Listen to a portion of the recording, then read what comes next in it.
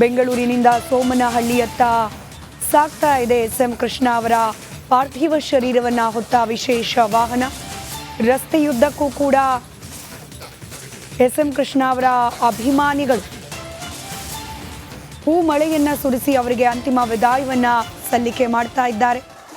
ಬೆಳಗ್ಗೆ 8 ಗಂಟೆ ಸುಮಾರಿಗೆ ಬೆಂಗಳೂರಿನ ಸದಾಶಿವನಗರದ ಅವರ ಮನೆಯಿಂದ ಹೊರಟು ಈ ಯಾತ್ರೆ ಬಿಡದಿಯಲ್ಲಿ ಅಲ್ಲಿದ್ದ ಬಿಡದಿ ಭಾಗದ ಜನ ಹಾಗೆ ಎಸ್.ಎಂ. ಕೃಷ್ಣ ಅವರ ಅಭಿಮಾನಿಗಳು ಅಂತಿಮ ನಮನವನ್ನು ಸಲ್ಲಿಸಲಿಕ್ಕೆ ವ್ಯವಸ್ಥೆಯನ್ನು ಮಾಡಲಾಗಿತ್ತು. ಇದೀಗ ರಾಮನಗರ ಭಾಗದಿಂದ ನೇರ ಪ್ರಸಾರದಲ್ಲಿ ದೃಶ್ಯಗಳನ್ನು ಗಮನಿಸ್ತಾ ಇದ್ದೀರಿ. ರಸ್ತೆಯುದ್ದಕ್ಕೂ ಕೂಡ ಹೀಗೆ ಚಿಕ್ಕ ಚಿಕ್ಕ ಜಂಕ್ಷನ್ಗಳ ಬಳಿಯಲ್ಲೂ ಕೂಡ ಹೀಗೇನೆ ಜನಸಾಗರವೇ ಸೇರಿದೆ. ಅಲ್ಲಲ್ಲಿ ವಾಹನವನ್ನು ಸ್ಲೋ ಡೌನ್ ಮಾಡಿ ಜನರಿಂದ ಪುಷ್ಪನಮನವನ್ನು ಸ್ವೀಕರಿಸಿ ನಂತರದಲ್ಲಿ ಮತ್ತೆ ಈ ಪ್ರಯಾಣ ಮುಂದುವರಿತಾ ಇದೆ. ಸೋಮನಹಳ್ಳಿಗೆ ಸರಿಸುಮಾರು 11:11ವರೆಗೆ ತಲುಪುವ ನಿರೀಕ್ಷೆ. ಮಧ್ಯಾಹ್ನ 3 ಗಂಟೆವರೆಗೂ ಸೋಮನಹಳ್ಳಿಯಲ್ಲಿ ಅಂತಿಮ ದರ್ಶನಕ್ಕೆ ವ್ಯವಸ್ಥೆಗಳಿದೆ. 3 ಗಂಟೆ ನಂತರದಲ್ಲಿ ಒಕ್ಕಲಿಗ ಸಂಪ್ರದಾಯದ ವಿಧಿವಿಧಾನಕ್ಕೆ ಬದ್ಧವಾಗಿ ಅಂತ್ಯಕ್ರಿಯೆಯನ್ನು ನೆರವೇರಿಸಲಾಗುತ್ತೆ. ಭಾನುಪ್ರಕಾಶ್ ಶರ್ಮಾ ಅವರ ಮುಂದಾಳತ್ವದಲ್ಲಿ ಈ ಅಂತಿಮ ಕ್ರಿಯಾವಿಧಾನಗಳು ಜರುಗಲಿದೆ. ನೆನೆ ಇಡೀ ದಿನ ಸದಾಶಿವನಗರದ ನಿವಾಸದಲ್ಲಿ ಅಂತಿಮ ದರ್ಶನಕ್ಕೆ ವ್ಯವಸ್ಥೆಯನ್ನು ಮಾಡಿದ ಸಂದರ್ಭದಲ್ಲಿ ಕೇವಲ ರಾಜಕೀಯ ಮಾತ್ರವಲ್ಲ, ಬೇರೆ ಬೇರೆ ಕ್ಷೇತ್ರದ ಗಣ್ಯರು, ಅದರಲ್ಲೂ ಈ IT ಸೆಕ್ಟರ್ನ ದಿಗ್ಗಜರು ನಮನವನ್ನು ಸಲ್ಲಿಸಿದ್ದನ್ನು ನಾವು ಗಮನಿಸಿದ್ವಿ ಎಸ್.ಎಂ. ಕೃಷ್ಣ ಅವರಿಗೆ. ಹಾಗೆ ರಾಜಕೀಯವಾಗಿ ಹೇಳೋದಾದರೂ ಕೂಡ ಪಕ್ಷಾತೀತವಾಗಿ ನಾಯಕರುಗಳು ತಮ್ಮ ನಮನವನ್ನು, ಕೆಲವರು ಖುದ್ದಾಗಿ ಸದಾಶಿವನಗರದ ನಿವಾಸಕ್ಕೆ ಬಂದು ಯಾರಿಗೆಲ್ಲ ಬರಲಿಕ್ಕಾಗಿಲ್ಲ ಅವರು ನುಡಿ ನಮನದ ಮೂಲಕ ಎಸ್.ಎಂ. ಕೃಷ್ಣ ಅವರಿಗೆ ವಿದಾಯವನ್ನು ಹೇಳಿದ್ದಾರೆ. 3 ಭಾಗದ ದೃಶ್ಯವನ್ನು ಏಕಕಾಲದಲ್ಲಿ ಗಮನಿಸ್ತಾ ಇದ್ದೀರಿ ರಿಪಬ್ಲಿಕ್ ಕನ್ನಡದ ಮೂಲಕ. ಒಂದು ಕಡೆ ಅಂತಿಮ ಯಾತ್ರೆ ಸಾಗ್ತಾ ಇರುವ ದೃಶ್ಯ, ರಾಮನಗರದ ಬಳಿ ಇದೆ ಸದ್ಯಕ್ಕೆ ಈ ವಾಹನ. ನಂತರದಲ್ಲಿ ಸೋಮನಹಳ್ಳಿಯಲ್ಲಿ ಮಾಡಿಕೊಳ್ಳಲಾಗಿರುವ ಸಿದ್ಧತಾ ವ್ಯವಸ್ಥೆಗಳು.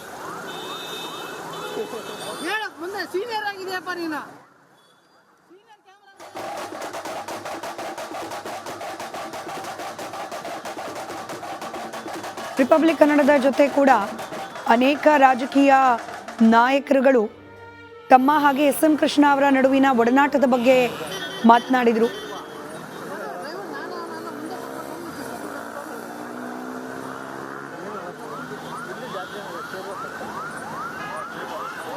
ರಾಮನಗರದಲ್ಲಿ ಇದೀಗ ಸಾಗ್ತಾ ಇದೆ ಈ ವಿಶೇಷ ವಾಹನದ ಯಾತ್ರೆ. ನನ್ನ ಕಲೀಗ್ ಶ್ರುತಿ ಜಾಯಿನ್ ಆಗ್ತಿದ್ದಾರೆ. ಶ್ರುತಿ, ನಾವಿಲ್ಲಿಂದ ದೃಶ್ಯದಲ್ಲಿ ಗಮನಿಸ್ತಾ ಇದ್ದೀವಿ, ಚಿಕ್ಕ ಚಿಕ್ಕ ಸರ್ಕಲ್ಗಳ ಬಳಿಯಲ್ಲೂ ಕೂಡ 10-20 ಜನ ತಮ್ಮ ಕೈಯಲ್ಲಿ ಹೂಗಳನ್ನು ಹಿಡಿದು ಮಾಲೆಯನ್ನು ಹಿಡಿದು ಎಸ್.ಎಂ. ಕೃಷ್ಣ ಅವರ ಪಾರ್ಥಿವ ಶರೀರ ಬರ್ತಿರುವ ವಾಹನಕ್ಕೋಸ್ಕರ ಕಾಯ್ತಿದ್ದಾರೆ. ಅಲ್ಲಲ್ಲಿ ವಾಹನವನ್ನು ಸ್ಲೋ ಡೌನ್ ಮಾಡಿ ಆ ನಮನವನ್ನು ಸ್ವೀಕರಿಸೋ ಕಾರ್ಯ ಕೂಡ ಆಗ್ತಾ ಇದೆ. ತಾವೀಗ ಎಲ್ಲಿದ್ದೀರಿ? ನಿಮ್ಮ ಹಿಂದೆ ಕೂಡ ಜನ ಕಾಣೋಕೆ ಸಿಗ್ತಿದ್ದಾರೆ. ಏನು ಹೇಳ್ತಾರೆ? ಯಾವ ರೀತಿ ಸ್ಮರಿಸ್ತಾರೆ ಎಸ್.ಎಂ. ಕೃಷ್ಣ ಅವರನ್ನ ಆ ಜನ ಈ ಸಂದರ್ಭದಲ್ಲಿ?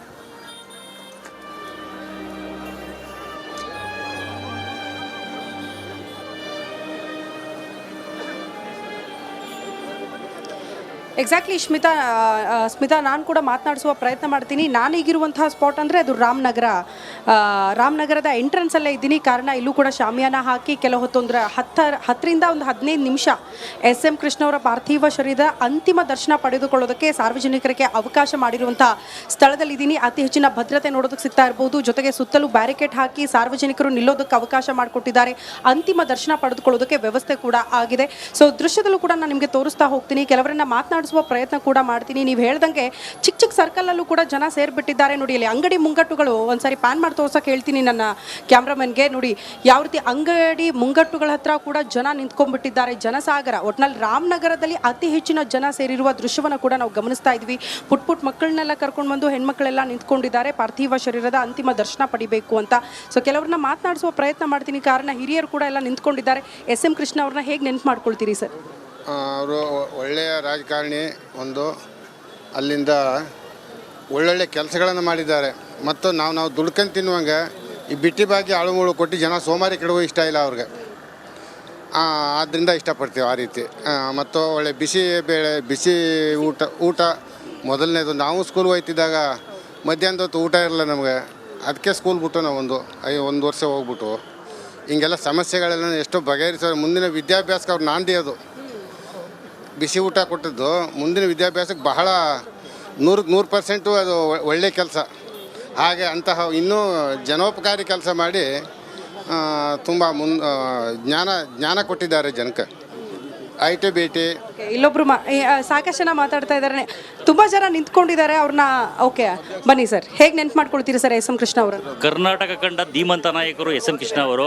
ಇವತ್ತು ಕರ್ನಾಟಕದ ರಾಜಧಾನಿ ಬೆಂಗಳೂರು ಇವತ್ತು ದೇಶ ವಿದೇಶಗಳಲ್ಲಿ ಹೆಸರು ಮಾಡಿದೆ ಅಂದರೆ ಅದಕ್ಕೆ ಮೂಲ ಕಾರಣ SM ಕೃಷ್ಣ ಅವರು.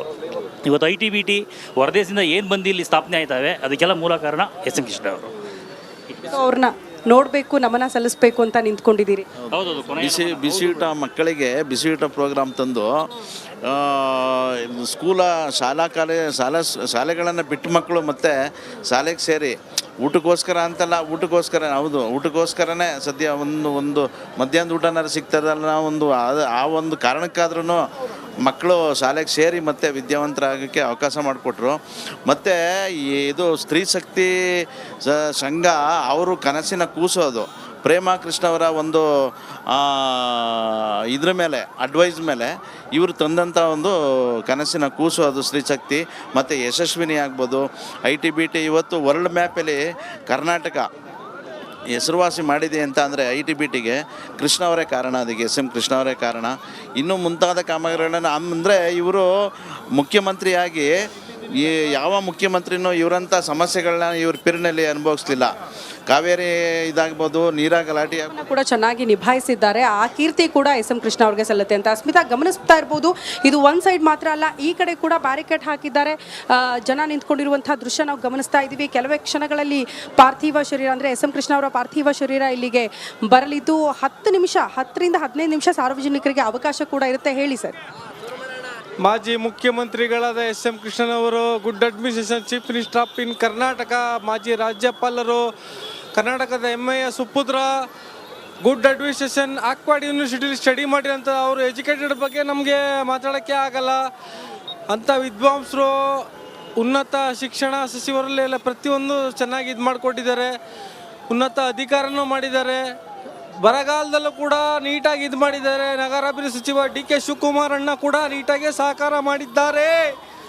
Good administration chief minister. Okay, ಒಟ್ಟಿನಲ್ಲಿ SM ಕೃಷ್ಣ ಅವ್ರನ್ನ ಈ ರೀತಿ ಬೇರೆ ಬೇರೆ ರೀತಿಯಲ್ಲೂ ಕೂಡ ಜನ ನೆನಪು ಮಾಡ್ಕೊಳ್ತಾ ಇರೋದನ್ನು ನಾವು ಗಮನಿಸ್ತಾ ಇದ್ವಿ. ಸ್ಮಿತಾ, ಒಬ್ಬರನ್ನ ನಾನು ಮಾತನಾಡಿಸ್ಲೇಬೇಕು, ಅಲ್ಲಿ ಕೂತ್ಕೊಂಡಿದ್ದಾರೆ, ಪಾಪ ವಯಸ್ಸಾಗಿದೆ ಅವ್ರಿಗೆ. ಕಾರಣ SM ಕೃಷ್ಣ ಅವರ ಕಾಲಾವಧಿಯಲ್ಲಿ ಅವರ ಜೊತೆಗೆ ಕೆಲಸ ಮಾಡಿದವರು ಮಾಜಿ ಶಾಸಕರು ಲಿಂಗಣ್ಣ ಅವರು ನಮ್ಮ ಜೊತೆಗಿದ್ದಾರೆ. ಅವ್ರನ್ನ ಮಾತಾಡ್ಸೋಣ. ಸರ್ ನಮಸ್ತೆ. SM ಕೃಷ್ಣ ಅವರ ಕಾಲಾವಧಿಯಲ್ಲಿ ತಾವು ಕೂಡ ಕೆಲಸ ಮಾಡಿದವರು, ಜೊತೆಗೆ ಹತ್ತಿರದಿಂದ ನೋಡಿದವರು, ಒಡನಾಟ ಇಟ್ಕೊಂಡವರು, ಹೇಗೆ ನೆನಪು ಮಾಡ್ಕೊಳ್ತೀರಿ ಸರ್? ಅದು ಅವರ ನಾನಾ ಮುಖಗಳು ನಮಗೆ ಗೊತ್ತಿದ್ದಂಥದ್ದು. ಅವರ ಸೌಜನ್ಯದ ನಡವಳಿಕೆ,